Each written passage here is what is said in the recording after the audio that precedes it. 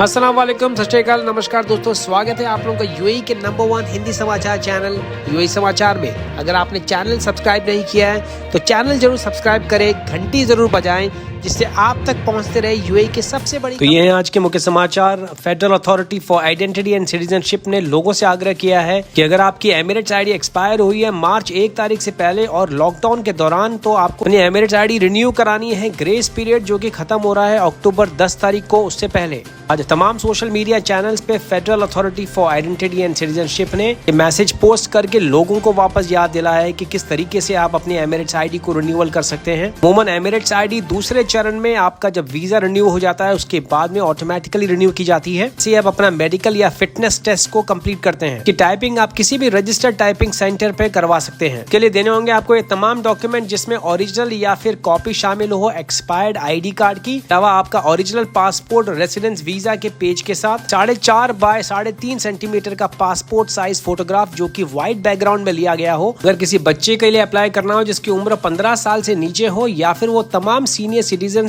या बुजुर्ग जो कि विकलांग या फिर पीपल ऑफ डिटर्मिनेशन की कैटेगरी में आते हैं, जिनके किसी भी किस्म की कोई मेडिकल कंडीशंस है के चलते वो किसी भी सर्विस सेंटर को विजिट नहीं कर सकते हैं। 15 साल से कम उम्र के बच्चों के लिए ओरिजिनल बर्थ सर्टिफिकेट होना अनिवार्य है। इसके साथ में उनके अभिभावक यानी पेरेंट्स का एक एमिरेट्स आईडी या पासपोर्ट, दोनों में से कोई एक दस्तावेज। एमिरेट्स आईडी का रिन्यूअल करने का खर्चा है 270 दिरहम 2 साल के लिए और 370 दिरहम 3 साल के लिए। अमूमन लोग एमिरेट्स आईडी को अपने ग्रेस पीरियड के एक्सपायर होने से पहले रिन्यू कर देते हैं, लेकिन अगर किसी कारणवश आपकी एमिरेट्स आईडी रिन्यू नहीं होती है तो उसका रोज का फाइन है 20 दिरहम प्रतिदिन, जो कि अधिकतम 1000 दिरहम तक पहुंच सकता है। यूएई में रहने वाले तमाम रेसिडेंट लोगों ने इंडिया के एपेक्स कोर्ट के उस ऑर्डर का स्वागत किया है जिसमें एयरलाइन दिशा निर्देश जारी किए गए हैं लोगों को टिकटों के पैसे रिफंड करवाने के लिए, कि कैंसिल किए गए थे कोविड-19 के लॉकडाउन के दौरान। जो कि इस 3 पैनल ने, जो कि जस्टिस अशोक भूषण के द्वारा लीड किया है, उन्होंने अपनी recommendations director general of civil aviation को भेज दी है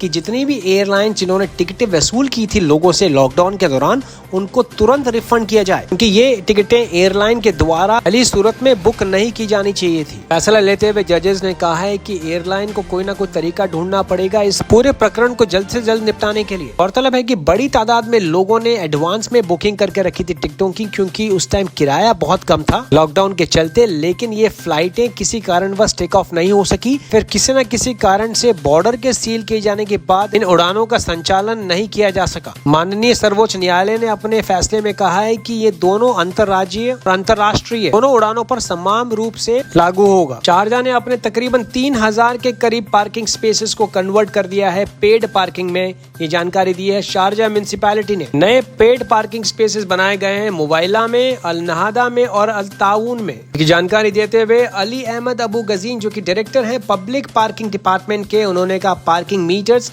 और साइन बोर्ड्स भी यहाँ पे लगा दिए गए हैं लोगों को इन्फॉर्म करने के लिए। दुबई की तरह शारजाह में भी अब पार्किंग मीटर्स का भुगतान एसएमएस के द्वारा किया जा सकता है। ये भेजना होगा आपको एसएमएस 2992 पे। आज एक 64 साल के एशियाई मुल्क के रेसिडेंट की मृत्यु तब हो गई जब वो मोहम्मद बिन जायद रोड क्रॉस कर रहे थे एग्जिट 126 के पास, जो कि शेख जायद हाउसिंग प्रोग्राम के ऑफिस के बिल्कुल करीब है और रासल खेमा के डायरेक्शन की तरफ। जानकारी दी है ब्रिगेडियर अहमद अल साम अल नकवी जो कि डायरेक्टर हैं ट्रैफिक और पेट्रोल डिपार्टमेंट के रासल खेमा पुलिस में। उन्होंने लोगों से आग्रह किया है कि प्लीज रोड क्रॉस करें खाली डेजिग्नेटेड या जो चिन्हित जगह है फिर उसी जगह से। तमाम कार चालकों को भी आगाह किया है कि ट्रैफिक के नियमों का पालन करें और ओवर लिमिट यानी स्पीड से गाड़ी न चलाएं। नए अनाउंसमेंट में अबू धाबी के मिनिस्ट्री ने ऐलान किया है कि वो अब एम्प्लॉयमेंट वीजास गवर्नमेंट और सेमी गवर्नमेंट सेक्टर्स में, इसके अलावा घर में काम करने वाले डोमेस्टिक वर्कर्स के लिए भी ये इशू करने शुरू कर देंगे। तमाम वर्कर को पीसीआर टेस्ट करके आना होगा देश को एंटर करने से पहले और क्वारंटाइन में भी रहना होगा यूएई पहुंचने के बाद 14 दिन तक। यूएई में काम करने वाले तमाम हाउसमेट्स और डोमेस्टिक वर्कर जो पैसा भेजना चाहते हैं अपने देश अपने घर पे,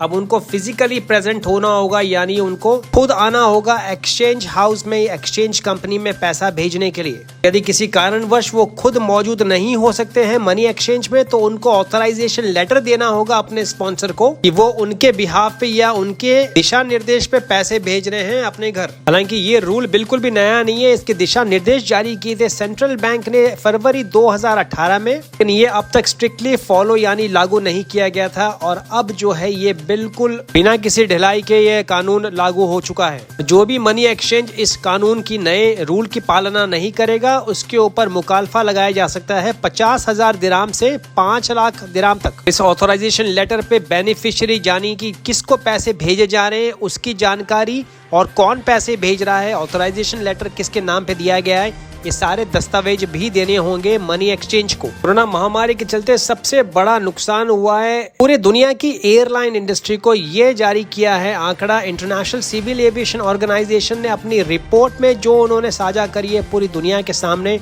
अक्टूबर 1 तारीख को। इस रिपोर्ट के मुताबिक तकरीबन $400 बिलियन का नुकसान हो चुका है अब तक पूरी दुनिया में एयरलाइन इंडस्ट्री को, क्योंकि भारतीय रुपए में तकरीबन 30 लाख करोड़ के बराबर है। दुनिया भर के तमाम फ्लाइट्स को ऑनलाइन ट्रैक करने वाली कंपनी फ्लाइट रडार के अनुसार अक्टूबर 5 तारीख को पूरे विश्व भर में केवल 11,000 उड़ानें हवा में देखी गई, क्योंकि अमूमन जुलाई 25 तारीख 2019 को 2,30,000 के बराबर थी, यानी कि 9 गुना गिरावट। क्या आप इस तस्वीर में भी देख सकते हैं जो कि जेट फोटोज ने साझा करी है अपने ट्विटर हैंडल पे, कि किस तरीके से हवाई जहाज, जिस तरीके से हम अपनी गाड़ियां खड़ी करते हैं पार्किंग स्पेस में, तरीके से देखें आप कैसे किलो के भाव हवाई जहाज खड़े किए गए हैं अलग अलग जगह पे। और ये उसी में से एक जगह है जो है फ्रांस में टाउलुलोस के करीब एक छोटे से हवाई अड्डे पे। अगर आप अपना हवाई जहाज यहाँ पे किराए पे रखना चाहें तो उसकी कीमत है महज $250 प्रति माह पार्किंग करने के लिए। बड़ी कार्रवाई करते हुए अबू धाबी म्युनिसिपैलिटी ने कंस्ट्रक्शन और कॉन्ट्रैक्टिंग कंपनियों को फाइन दिए हैं तो इन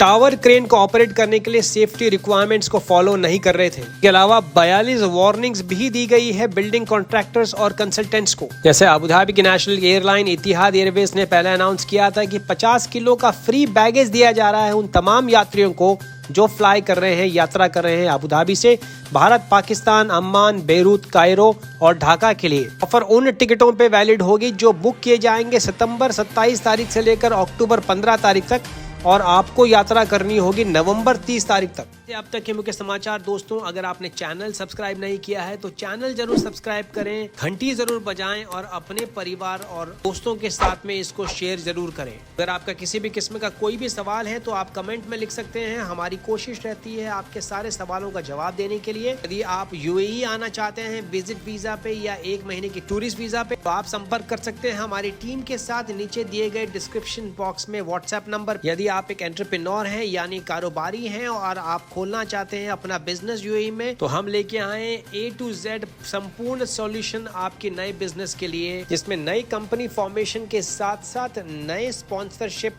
ऐसी सारी भरोसेमंद सुविधाएं आपको मुहैया कराई जाएगी और वो भी सबसे कम लागत पे। तो मैं विजय चौधरी लेता हूं आपसे इजाजत। मैं मिलूंगा कल नए ताजा समाचारों के साथ। तब तक रखें अपना ख्याल। सत श्री अकाल, मां सलामा, शबा खैर, नमस्कार।